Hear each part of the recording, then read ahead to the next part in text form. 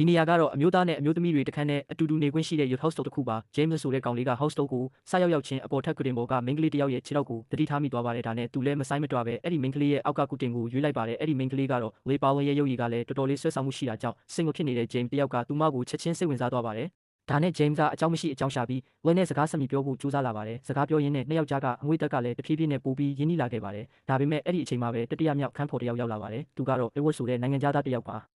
Edward ကိုမြင်လိုက်တာနဲ့ James ကသူ့ကိုကိုယ့်ရဲ့ပြိုင်ဘက်တစ်ယောက်ဖြစ်ချက်ချင်းသတ်မှတ်လိုက်ပါတယ်။ဘာကြောင့်လဲဆိုတော့ Edward ကိုပိုပြီးစိတ်ဝင်စားနေတယ်လို့ဖြစ်နေလို့ပါ။ဝေးရဲ့ Edward ကိုကြည့်တဲ့အကြည့်တွေကတောင်စိတ်ဝင်စားမှုအပြည့်နဲ့ဖြစ်နေပါတယ်။ဒီမြင်ကွင်းကိုမြင်နေရတဲ့ James တယောက်ကတော့တော်တော်လေးစိတ်မသက်မသာဖြစ်လာပါတယ်။သူ့စိတ်ထဲမှာတော့ငါကဒီနေရာမှာတတိယလူဖြစ်သွားပြီလားဆိုပြီးခံစားလာရပါတော့တယ်။မူလက Edward ကဝေးရဲ့အောက်ထပ်ကုတင်မှာအိတ်ချင်ခဲ့တာပါ။ဒါပေမဲ့အဲ့ဒီနေရာကို James ကအရင်ယူထားပြီးသားဖြစ်နေပါတယ်။ဒါကြောင့် Edward မှာရွေးချယ်စရာမရှိတော့ဘဲသူတို့နှစ်ယောက်နဲ့မျက်နှာချင်းဆိုင်ကကုတင်မှာပဲအိတ်လိုက်ရပါတယ်။အဲ့ဒီညမှာ James ရေချိုးပြီးအခန်းထဲပြန်ဝင်လာတဲ့အချိန်သူမြင်လိုက်ရတဲ့မြင်ကွင်းကြောင့်ချက်ချင်းအံ့အားသင့်သွားပါတယ်။ Liam နဲ့ Edward ကအဲ့ဒီအချိန်မှာပဲတယောက်နဲ့တယောက်အတော်လေးရင်းနှီးနေကြပါပြီ။ဒီမြင်ကွင်းကိုမြင်လိုက်ရတဲ့ James ကတော့ဒေါသထွက်တယ်လို့စိတ်ပြတ်သွားပြီးဘာမှမပြောဘဲလှည့်ထွက်သွားပါတယ်။သူ့စိတ်ထဲမှာတော့ဝေယာကိုဘသူနဲ့မဆိုအလွယ်တကူပတ်သက်တတ်တဲ့မိန်းမတစ်ယောက်လို့ထင်သွားပါတော့တယ်ဒါပေမဲ့အဲ့ဒီညမှာဖြစ်ပျက်လာမယ့်အရာတွေကဒီထက်တောင်ပိုပြီးပြင်းထန်လာခဲ့ပါတယ်။ဘူးကုတင်ပေါ်မှာလဲနေတဲ့ James ကလည်းဘလို့မှအိတ်မပျော်နိုင်တော့ပါဘူးနောက်ဆုံးမှာတော့နှကြက်တက်ပြီးတချင်းတစ်ပုတ်ကိုဖွင့်လိုက်ပါတယ်အတန်ကြဲကြဲနဲ့တချင်းကိုနားထောင်နေလိုက်တာကအပေါ်ကနေဘာတွေပဲဖြစ်နေမကြားရအောင်ကိုအာယုံလွှဲထားတာပါအချိန်နည်းနည်းကြာလာတော့ James လည်းတဖြည်းဖြည်းအိပ်ပျော်သွားပါတယ်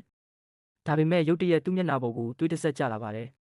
နာကျင်မှုကြောင့် James ချက်ချင်းနိုးလာပြီးအပေါ်ကိုမောကြည့်လိုက်တဲ့အခါ Lily နှိုက်ဖက်တစ်ချောင်းကအပေါ်ထက်ကုတင်ရဲ့တစ်သားပြားကိုဖောက်ထွက်ပြီးသူ့မျက်နှာပေါ်မှာစိုက်ဝင်နေတာကိုတွေးလိုက်ရပါတယ်ဒီမြင်ကွင်းကိုမြင်လိုက်တာနဲ့ James တယောက်လုံးနိုးကြသွားပါတယ်အိတ်ချင်စိတ်တောင်လုံးဝပျောက်သွားပြီးအပေါ်ကုတင်ကိုမလုံမရှက်နဲ့ကြောက်လန့်စွာစိုက်ကြည့်နေပါတော့တယ်သူ့စိတ်ထဲမှာတော့အပေါ်ကစူညံတန်တွေကအတိုင်းအတာတစ်ခုကိုကျော်လွန်သွားပြီလို့ထင်လာပါတယ်တယောက်ယောက်အသက်ခံလိုက်ရတာများလားဆိုပြီးစိုးရိမ်လာပါတယ်အဲ့ဒီအချိန်မှာဘေးကိုလှည့်ကြည့်လိုက်တော့လေရဲ့ခေါင်းကဂရင်ပေါ်ကနေအောက်ကိုတွဲကျနေတာကိုတွေးလိုက်ရပါတယ်သူမကလုံးဝအသက်မရှူတော့တယ်လို့ဖြစ်နေပါတယ်